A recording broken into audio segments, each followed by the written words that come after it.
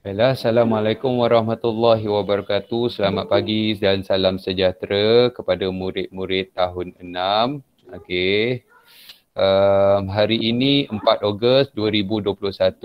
Okey, bersamaan dengan hari Rabu. Okey, pada pagi ini kita akan sambung perbincangan kita berkenaan dengan unit 3 tajuk perpuluhan. Okey, pada kelas sebelum ni iaitu pada kelas hari Isnin, kita telah berbincang latihan topik ataupun ulang kaji topikal unit 3 iaitu tajuk perpuluhan sehingga soalan 6. Betul tak? Okey, jadi ini adalah catatan cikgu lah. Okey, catatan tu. Jadi hari ini kita akan sambung soalan 7 dan seterusnya. Soalan 7 tu adalah soalan kertas 1 dan seterusnya kita akan sambung kertas 2. Okey, baiklah. Jadi untuk soalan 7 ni cikgu akan bacakan soalan. Okey, jadi berdasarkan pada soalan pada buku muka surat 107. Okey, muka surat 107 bagi murid-murid yang terlupa. Okey, muka surat 107. Okey, soalan yang ketujuh. Okey, jadi kita tengok situ. Okay, cikgu bacakan soalan dia. Berat Sani 1.5 kilogram kurang daripada berat Siti. Berat Lina 2.5 kilogram lebih daripada Sani. Li 500 gram lebih berat daripada Siti. Siapakah yang paling berat? Okey. Jadi kalau kita tengok soalan ni adalah soalan yang berbentuk aras tinggi, soalan kebat, soalan aras tinggi. Jadi mari kita lihat maklumat-maklumat dia tu. Okey, jadi di sini kita tengok macam mana kita nak senaraikan maklumat dia ni. Okey. Okey, kita tengok dulu. Ayat yang pertama dia bagi tahu berat Sani. Okey, dia kata dia tak bagi tahu secara direct, dia cuma bagi dia bagi pembayang saja. Okey, yang pertama dia kata Sani. Okey, Sani dia kata kurang ataupun okey, Sani dia kata 1.5 kg kurang daripada siapa? Siti. Okey, ini berat Sani. Okey. Dia tak bagi tahu berat Sani itu berapa, tapi yang ni 1.5 kilogram kurang daripada Siti. Okey. Kemudian jadi yang kedua, ayat yang kedua dia bagi tahu berat Lina. Okey, Lina. Yang kedua ialah Lina. Berat Lina 2.5 kilogram lebih daripada Sani. Okey. Jadi Lina ni dia kata 2.5 kilogram. Okey, 2.5 kilogram lebih daripada Sani. Okay, lebih daripada Sani. Okey. Jadi ayat yang berikutnya kata Li 500 gram. Okey, orang yang ketiga ialah Li. Orang yang ketiga disebut dalam ni ialah Li 500 gram lebih berat daripada Siti. Li 500 gram lebih daripada Siti. Okey. Ini tiga ayat ni. Okey. Sedangkan nama ayat berkenaan dengan Siti kita tak tahu. Okey. Jadi di sini kita boleh simpulkan bahawa Siti sebab okey, kalau kita tengok pada yang ini Sani ni 1.5 kilogram kurang daripada Siti. Maksudnya Siti ni lebih berat daripada Sani, lebih berat daripada Sani. Sebab apa kita tahu Siti ni lebih berat? Sebabnya pada ayat pertama, Sani ni kurang.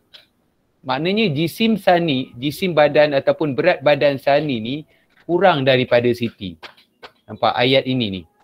Jadi di sini kita faham Siti ni lebih berat daripada Sani. Okey, kemudian apa yang kita nampak lagi? Okey, ayat yang ini Lina 2.5 kg lebih daripada Sani. Maknanya Lina dengan Siti ni lebih berat daripada Sani. Okey, kemudian yang Li ni pula, Li 500 gram lebih daripada Siti. Jadi bermakna Li ni hanya lebih 500 gram sahaja daripada Siti. Jadi soalan dia, siapakah yang paling berat? Okey. Jadi di sini ada tak sesiapa yang boleh nak bagi cadangan ataupun nak bagi jawapan untuk soalan 7 ni, siapa yang lebih berat pada pandangan kamu dulu? Okey, Nur Iman Syuhada. Okey, siapa yang paling berat? Siti. Siti, okey. Jadi jawapan daripada Nur Iman Syuhada ialah Siti. Kalau kamu pilih Siti, tengok kalau kamu pilih Siti, tak boleh. Kalau kamu kata Siti yang paling berat, tak boleh. Sebab apa? Sebab, tengok sini sebab kalau kita nak buat perbandingan antara Li dengan Siti, Li lebih berat. Nampak? Ayat dia, Li ni 500 gram lebih daripada Siti. Maknanya kalau kita nak bandingkan antara Li dengan Siti, Li lebih berat. Jadi kalau kamu pilih Siti paling berat, tak betul. Okay. Sebabnya kalau memanglah Siti ni lebih berat daripada Sani. Jadi kita tak boleh kata Siti lebih yang paling berat sebab Li, kalau kita nak bandingkan antara Li dengan Siti, Li lebih berat. Okey, jadi kalau kamu pilih Siti, salah. Okey, ada yang nak cuba jawapan lain? Saya. Okey, Aidil Aidan. Lina, cikgu. Siapa? Lina. Lina. Kenapa kamu kata Lina? Sebab Lina lagi berat daripada Sani. Lepas tu Li tak boleh nak lagi tinggi daripada Lina sebab Li lebih berat daripada Siti. Okey. Boleh. Cikgu faham maksud dia tu. Okey.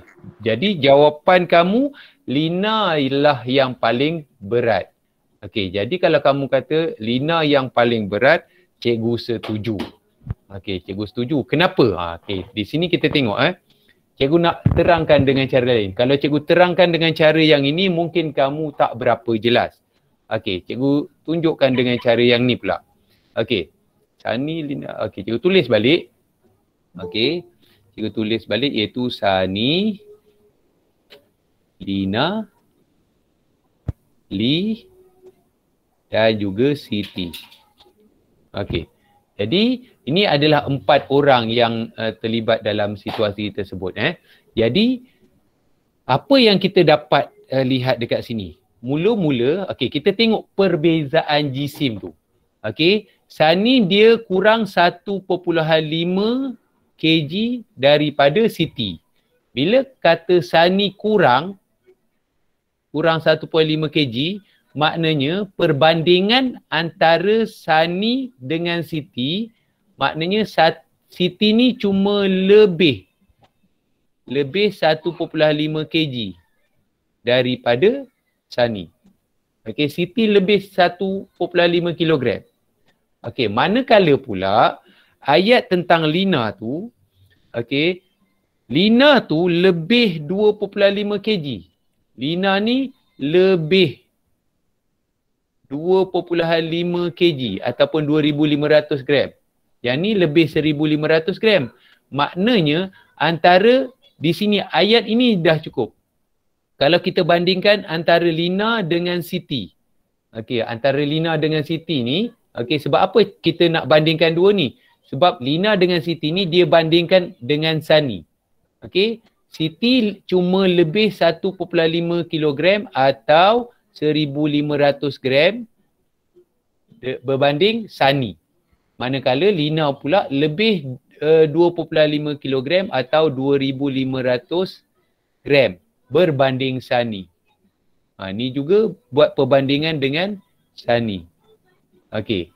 Jadi di sini antara Lina dengan Siti, Lina lagi berat. Okey. Kemudian kalau Li pula, kenapa kita tak boleh pilih Li sebagai orang yang paling berat? Sebab Li tu cuma dia kata lebih 500 gram daripada Siti. Maknanya Li ni lebih 500, okey, ataupun lebih 500 gram daripada Siti. Jadi di sini perbandingan antara Li dengan Siti. Jadi kalau Siti lebih 1,500, maknanya Li cuma lebih 2,000 gram berbanding Sani. Jadi itu sebab soalan ini yang lebih berat ialah Lina. Jadi untuk jawapan soalan 7 ni, jawapan yang sesuai ialah C. Okey. Okey. Jadi itu adalah perbincangan berkenaan dengan unit 3 kertas 1. Okey, kita beralih pula ke kertas 2. Okey. Jadi kertas 2 kertas 2 unit 3 kertas 2. Unit 3. Okey, kertas 2.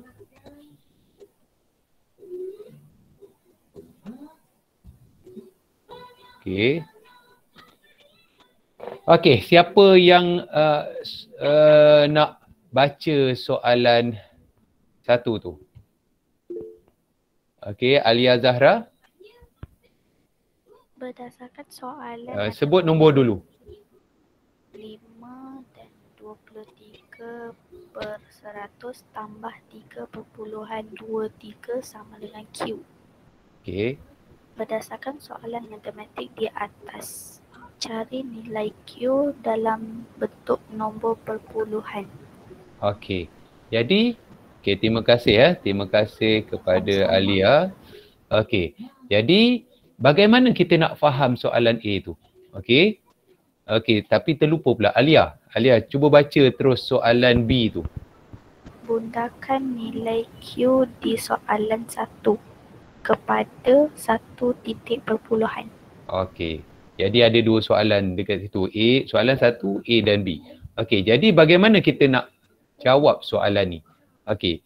Okey, cikgu tulis kat sini soalan 1. Okey.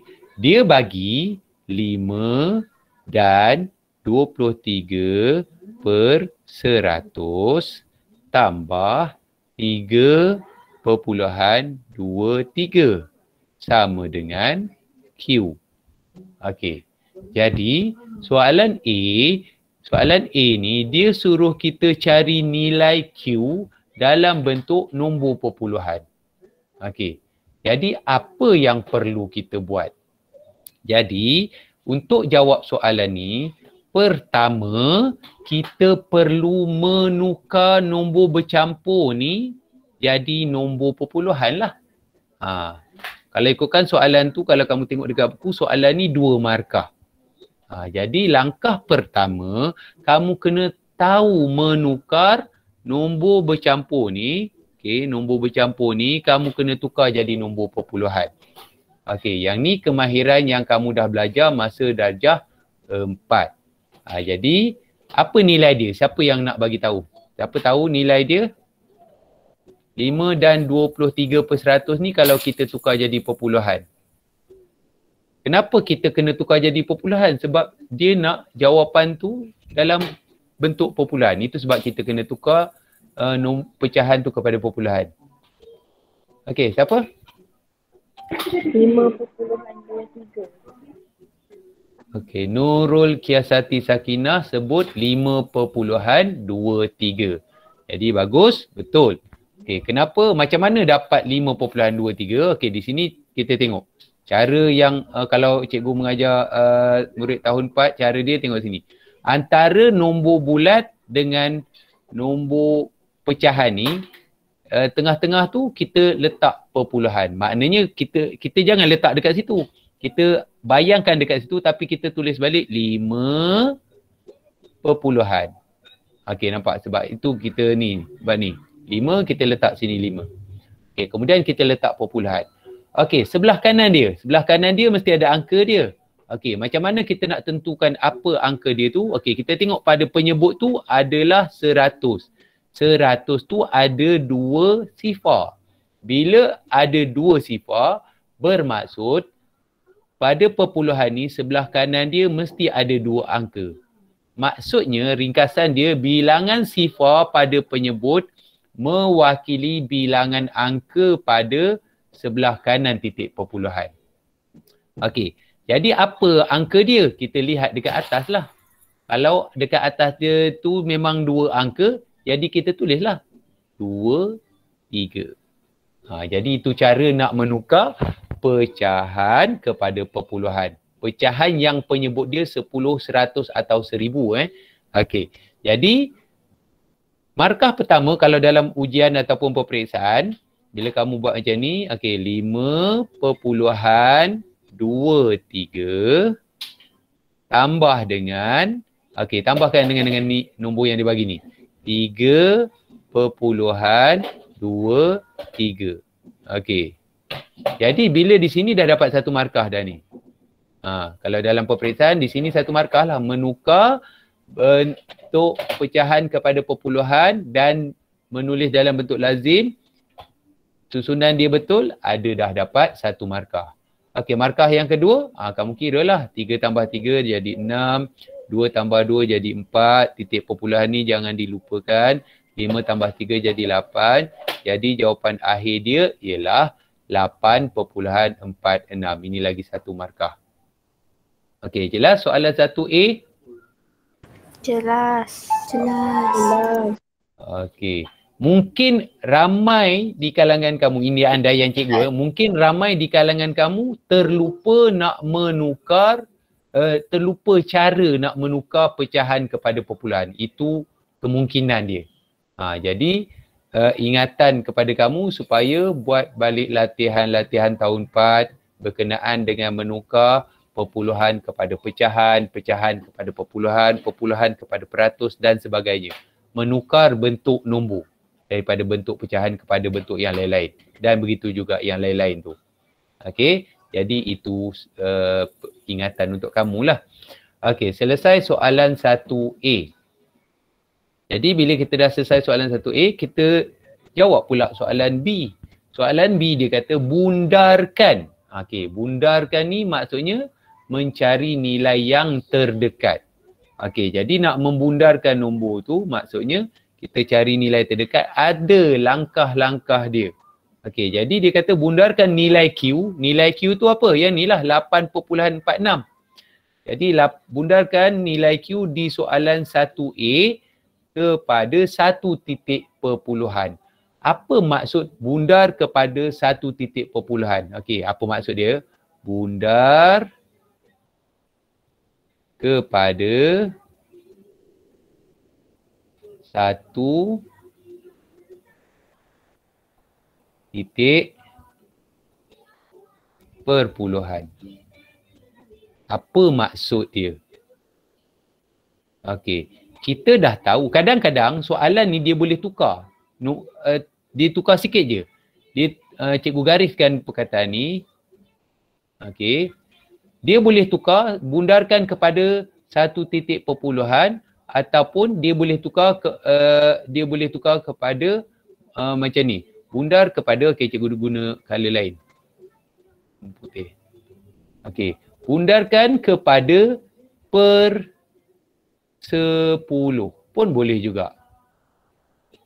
Per 10 dengan 1 titik perpuluhan ni adalah nilai tempat yang sama. Jadi penting mengetahui nilai tempat untuk nombor perpuluhan. Okey, kita berbalik-balik pada soalan dia ni tadi. Dia suruh bundarkan jawapan 1A. Jawapan 1A tadi kita dapat 8.46. Okey, jadi bagaimana nak bundar 8.46 ni kepada 1 titik perpuluhan. Jadi cikgu nak terangkan dulu apa maksud 1 titik perpuluhan. 1 titik perpuluhan ni maksud dia ialah nombor perpuluhan ni sebelah kanan dia kita cuma nak 1 angka sahaja. Itu maksud 1 titik perpuluhan ataupun per 10. Jadi sekarang ni nombor ni ialah 2 titik perpuluhan.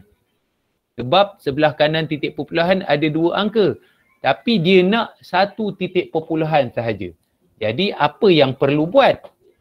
Boleh ke kita terus tulis 8.4 je? Tak boleh. Jadi langkah-langkah membundar nombor tu kita perlu guna pakai. Macam mana cara membundar nombor? Kita kena bandingkan angka di sebelah kanan. Okey. Kalau angka di sebelah kanan tu melebihi 5, maka kita perlu tambah 1. Kalau lebih daripada, kalau kurang daripada 5, maka kita kekalkan tu. Jadi sekarang nombor di sebelah kanan dia lebih daripada 5. Jadi maknanya pada 4 ni kita kena tambah 1. Jadi jawapan dia ialah kita tulis nombor yang ada di sebelah kiri sahaja. Jadi bermaksud 8.4. Jadi daripada 2 tempat perpuluhan 8.4, sorry, bukan 8.4. Tersilap.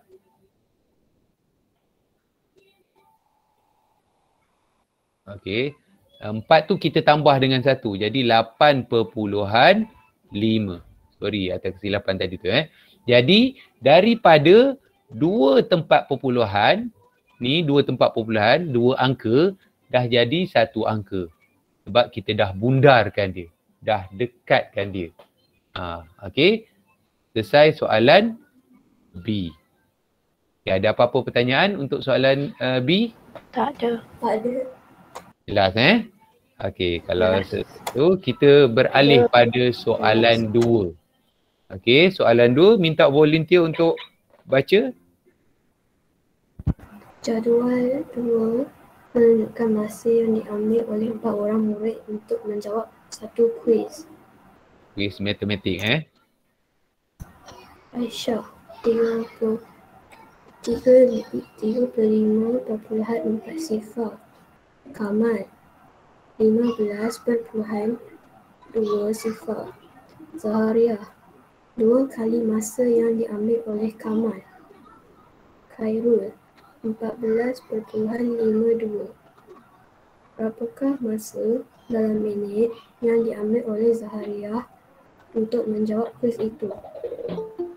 Hitung perbezaan masa antara murid yang paling cepat dengan murid yang paling lambat untuk menjawab kuis itu.